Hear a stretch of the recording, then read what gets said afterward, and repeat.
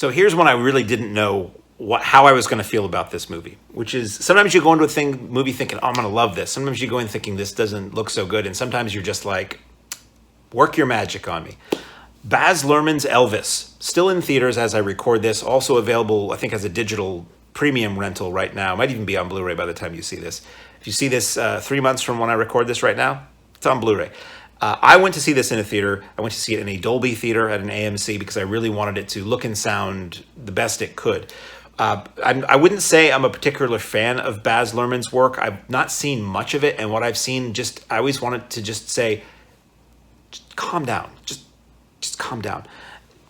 I saw the initial trailers for this, and it looked not good to me. The Tom Hanks as Colonel Tom Parker, Elvis's manager, with this weird, bizarre fat suit makeup and this strange accent.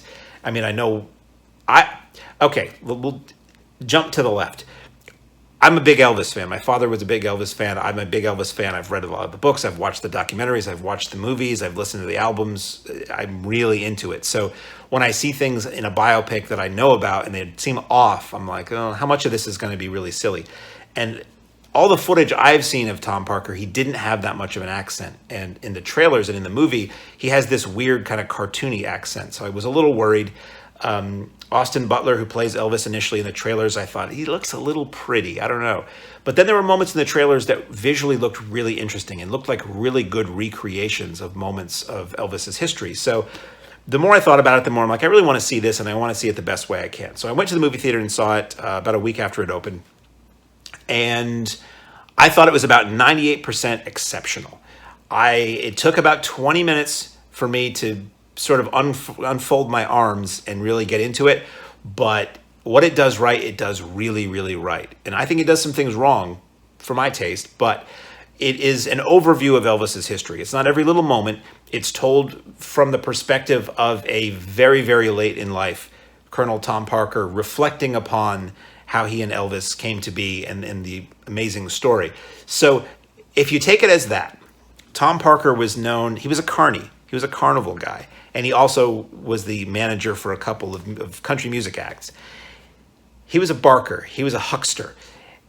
If you take this presentation of Elvis's story as this is Tom Parker weaving one last fanciful tale, then maybe you can forgive some of the inaccuracies and some of the flights of fancy and the silly stuff that's in it. It starts off and it's really like boom, boom, boom, boom, boom. It's this happened and then this happened. And while he was doing this, he saw this other thing. And oh, that other thing happened. And hey, it's Little Richard. And hey, it's Fast Up. And I was just like, whoa. I know you're trying to compress this, but cool your jets a little bit. But when it clicks in, Butler is really good as Elvis. He's really good. He doesn't look exactly like him. I guess he did the majority of the singing, and he sounds a lot like him. And it's a really good big screen Hollywood biopic story of Elvis from childhood to death. And some of it glosses over, some of it combines things. Some of things are a little off for the era.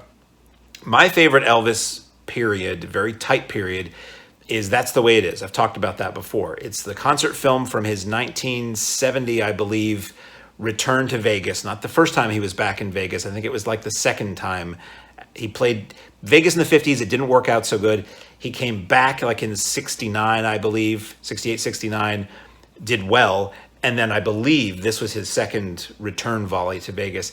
And they recreate that period and scenes from that movie so well that I wondered if they didn't, and it's possible they did, just take Butler's face and put it on Elvis's body. It felt like I was able to step back into that documentary, Elvis, That's the Way It Is, and see more. It was like deleted scenes or something. It was so well done.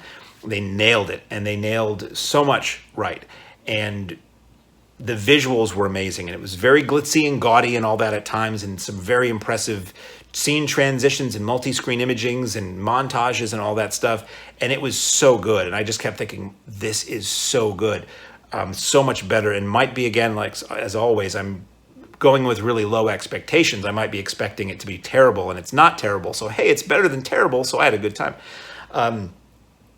Certain things are just not true. Certain things are just ridiculous, fanciful Hollywood biopic creations. And you got to live with that. I expected the whole movie was going to be that way. So this was actually better at doing that.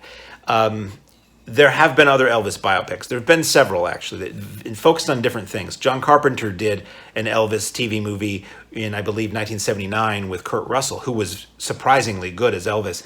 And I think back and I'm like, I wish Carpenter could have had the budget that Luhrmann had, because Carpenter's was done as a TV movie, so it was done kind of cheap. You know, it's Elvis supposed to be performing in Vegas, and it looks like he's in a high school auditorium. They worked with what they could do. There was a movie called Elvis and the Beauty Queen that was about Elvis's relationship with one of his later in life girlfriends that had Don Johnson as Elvis. There was Elvis and Me with Dale Midkiff as Elvis that was based on Priscilla Presley's book. There was Elvis and the Colonel, which had Beau Bridges as Colonel Parker and somebody else as Elvis. There's Elvis versus Nixon. There's been a lot of these things that have been done, but this one was just done with the biggest budget, attention to detail, and style of any Elvis biopic I've ever seen. Like with any biopic, I always feel like any documentary really is a better way to learn the story, but this was just really entertaining. And you get a lot of his music in there. What you also get is like rap music in there, which doesn't make any sense. And I kind of understand theoretically why Luhrmann did that, to try to say, well, he was the rap of his day. And as much as people think rap is dangerous and edgy, that's how they felt about Elvis in the day. And I'm like, yeah, but putting rap in the movie yanks me by the back of the neck out of what I'm watching in the time period I'm supposed to be believing I'm watching. And now I'm thinking about something else.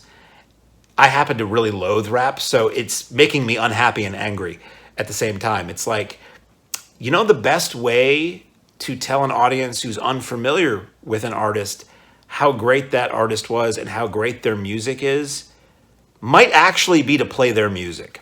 Call me crazy. And the end credits are that too. It's all rap stuff that weaves in maybe a little sampling of Elvis, or it's based on the melody of an Elvis thing or something like that. And I'm like, why are you not sending the audience out listening to Elvis music that gives you more examples of how great a vocalist he was or how great an arranger he was? We're listening to this other stuff. It was really stupid.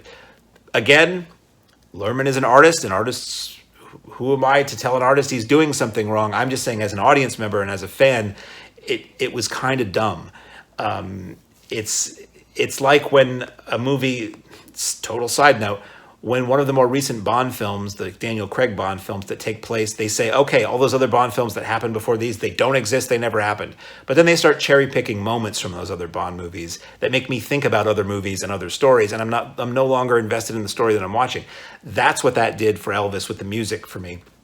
So for me, the biggest sins were contemporary music that just totally didn't fit and yanked me out of it, and some of the Hollywood fanciful stuff that was just silly, like Elvis bringing the guys who want to produce his comeback special, summoning them to a meeting on the Mount, you know, at the decaying Hollywood sign. And I'm like, yeah, that didn't happen that way.